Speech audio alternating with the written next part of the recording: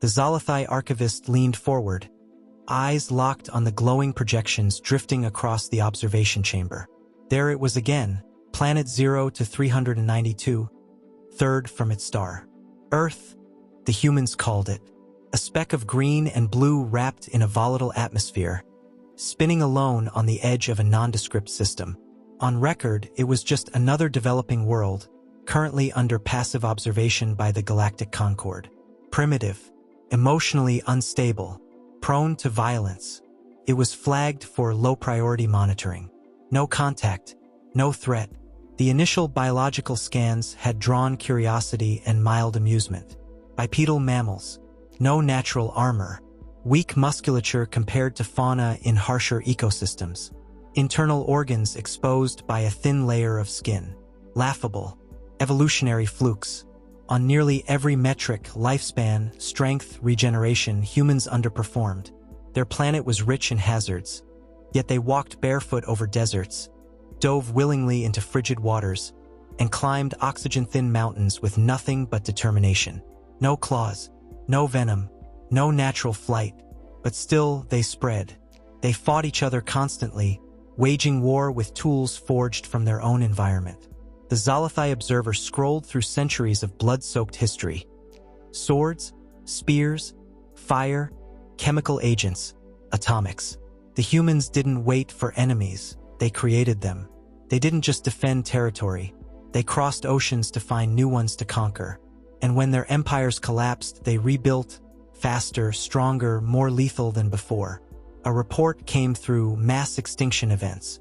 Not just one, but many: ice ages, plagues, asteroid impacts, atmospheric collapses. Any one of these would have erased lesser species. Earth survived them all. More accurately, the humans did. They buried the dead, studied the damage, and evolved strategies to ensure it never happened again. Their resilience wasn't just physical, it was embedded in their culture. They turned every loss into a blueprint, every weakness into a lesson. But even with all this, the Council dismissed them. The more advanced species, the Tharn, the Velarak, the Sealery, all agreed Earth was a dying ember, too volatile to worry about. Let them burn themselves out. Let the predators eat their own. They wouldn't last long enough to matter.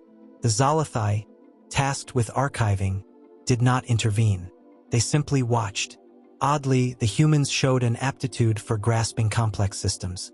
Chaos, in particular, suited them. Where other species required structure and order to function, humans thrived in disorder.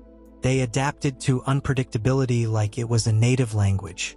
The more unstable the situation, the more inventive they became. They didn't panic in crisis, they performed. They didn't just endure pain, they used it as fuel. In simulations, their military strategies bordered on reckless genius, pushing beyond exhaustion, calculating risk on instinct, sacrificing for long-term gains with chilling precision. The Zalathai archivist paused on a live feed. A child running through a training course, laughing as they crawled through mud and scaled barriers. A recreational activity, it seemed. Earth's youth were raised not with comfort, but with challenge.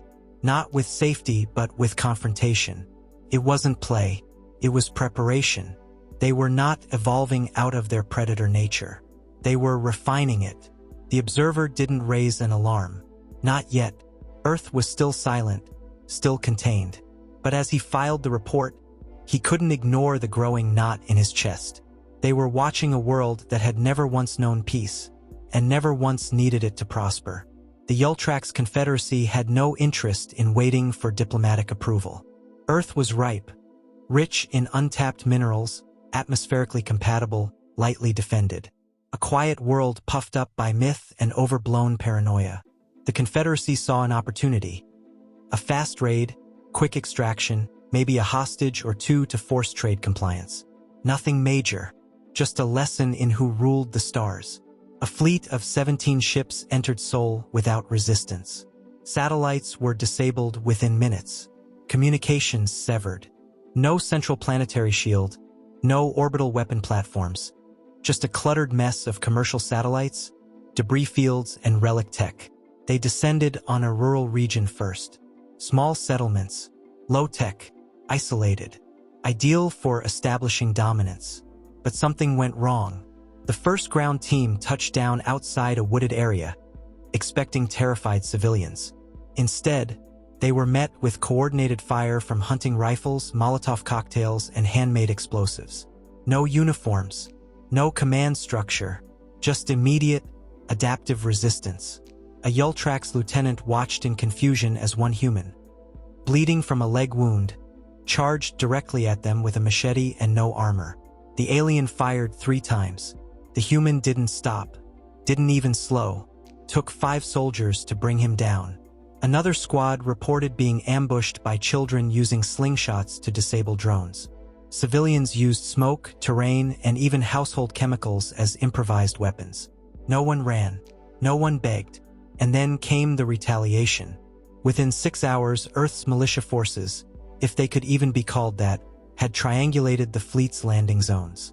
Civilian radio frequencies coordinated ambushes. Old satellites reactivated to beam-coded signals. Retired soldiers emerged with personal arsenals. Farmers converted tractors into armored units. Every town became a fortress overnight. The Confederacy deployed airstrikes. Earth responded by jamming their targeting systems using technology at least 30 years out of date, but applied with terrifying ingenuity. The invaders were adapting in real time, but the humans were always one step ahead. It wasn't organized warfare, it was collective instinct. After 48 hours, the Yultrax withdrew. They left behind nearly half their force, hundreds dead, dozens captured. Not a single diplomatic channel had been engaged. Earth had never declared war. They had simply reacted. Back at the Galactic Council, analysts attempted to process what had happened. How had a low-tier civilization repelled a modern fleet without centralized defense? How had they adapted so quickly to alien tactics? Why hadn't they collapsed into fear or disarray? The answer was unsettling. They had no need to adapt. This was already their nature. The Council extended an offer of truce. Earth didn't respond. No aggression, no message, just global silence. Meanwhile, telescopes detected mass movement across the planet. Manufacturing rates surged. Military satellites were launched discreetly. Civilian industries converted to defense overnight. Earth was mobilizing, but not in protest, not in rage. Deliberately, calmly. They weren't panicking. They were preparing. The Zalathai archivist wrote one line at the end of his report. They bled, and they calculated. We mistook that for weakness. But Earth doesn't run from pain. It studies it. Years passed. Earth didn't retaliate. It didn't sue for peace, didn't seek revenge. It didn't speak. And that silence became more terrifying than any declaration of war. Because while the galaxy moved on, Earth evolved. The humans entered the galactic stage quietly. They sent ambassadors, signed trade accords, built embassies. But they joined no alliances, offered no guarantees, and accepted no supervision. Their diplomats observed more than they negotiated. They asked few questions but remembered everything. They gave away nothing. Whispers spread through trade corridors and military channels. Human companies outmaneuvered entire banking networks. Their ships began appearing in distant sectors. Too fast, too quiet. Their mercenaries never lost contracts.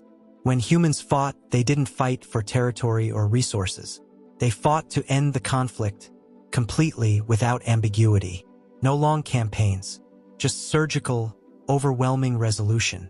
Researchers tried to understand how such a fragmented, tribal world could coordinate so seamlessly. But Earth had no galactic government, no central unifying force. It didn't need one. The coordination wasn't coming from orders. It was coming from culture. Humanity trained for crisis as a way of life. Every school taught history soaked in blood. Every family told stories of famine, war, collapse, and the triumphs that followed. Their entertainment celebrated sacrifice, rebellion, and survival. Other species viewed peace as the goal. Humanity treated peace like a ceasefire between necessary struggles. When one council researcher embedded on Earth, she reported that humans viewed conflict not as failure, but as an expected part of existence. Arguments sharpened relationships. Competition bred excellence. Pain was not something to flee, It was something to conquer. The findings only grew more disturbing. Human physiology, once dismissed as weak, was now studied with caution. High pain tolerance, redundant organs, accelerated muscle adaptation, neuroplasticity under trauma. Their bodies healed slowly, but they learned quickly. And most chilling of all, they didn't fear death in the same way others did. They wrote songs about it, made jokes, turned it into a companion rather than a predator. They were aware of their mortality and chose to be bold anyway. Records showed they had designed weapons not for deterrence, but for annihilation. Technologies capable of sterilizing planets, warping time, collapsing stars, and none of it was deployed. Not because they lacked the means, but because they preferred to wait. Earth didn't posture. It observed, calculated. The archivist watched footage of a human diplomat smiling during a negotiation. The smile was warm, polite, but behind it lay 1,000 years of conquest and resistance, written into posture, tone, and word choice. The other species in the room couldn't see it, but the Zalathai could. Earth had changed, not into something new, but into what it had always been. Not primitive, not violent, just patient. And for the first time, the council began to understand what had walked into their domain. This wasn't a species learning restraint. It was one choosing when to unleash everything it had survived to become. It began without warning. No declaration, no broadcast, no ceremonial act of war. Just silence and then vanishing. An entire Seelery research fleet disappeared near the edge of Terran-patrolled space. No distress signals, no wreckage, just gone. 3 days later, an independent Velarak mining convoy entered the same sector. They found the fleet, intact, powered down, every ship untouched, no signs of damage. But the crew were missing. All of them, not dead, gone. Suits still sealed, systems unbreached. Dozens of warships rendered hollow and silent like ghost shells in orbit. The Council demanded answers. Earth gave none. Instead, the Terran embassy quietly closed. Every human diplomat vanished from their assigned posts. Trade halted. Traffic rerouted. Embassies went dark. What the Council failed to understand was that Earth had never considered itself part of the Council. They had been watching, mapping, assessing. And now they moved. Small border colonies across 6 species began experiencing outages. First communications, then power, then gravity itself. Human-made stealth vessels, long dismissed as theoretical, appeared on long-range scans, moving faster than Council NAV sensors could track, their power signatures too faint to register until it was too late. But Earth didn't strike population centers. They didn't destroy cities. They cut the infrastructure. They turned the galactic powers blind, mute, and deaf. And still not a word. Terran fleets emerged from warp, sleek, black, unadorned, nothing but cold geometry and brutal efficiency. No symbols, no banners, just silence and motion. They bypassed defensive grids with ease like they had studied them for years. And they had. Every treaty signed, every system mapped, every ally analyzed. For humans, war wasn't chaos. It was math. One by one, the strongest fleets fell, crippled before their admirals even realized they were under attack. Weapons disabled mid-fire, engines drained of power, gravity flipped inside ship corridors. Terran AI systems hijacked control panels, locking soldiers in their own barracks. And still, humanity had not fired a single planetary weapon. They were not destroying the galaxy. They were proving they could. The Council convened in desperation, but their messages never reached Earth. Not because they weren't transmitted, but because Earth had already intercepted them before they were sent. Every satellite, every comm hub, every backup relay had been mirrored. And in that final meeting, as the last secure line flickered and went black, one message came through. Just one. Not an ultimatum, not a threat. A recording. A Terran child, no more than 10 years old, running through a training course. Mud-soaked, bleeding slightly, laughing as they overcame each obstacle. No narration, no explanation, just one line at the end, spoken calmly by the instructor. Pain is just proof you're not done evolving. Then the feed cut. The galaxy understood. Earth hadn't attacked out of hatred, greed, or ambition. It had simply decided the time for pretending was over. They had never been prey.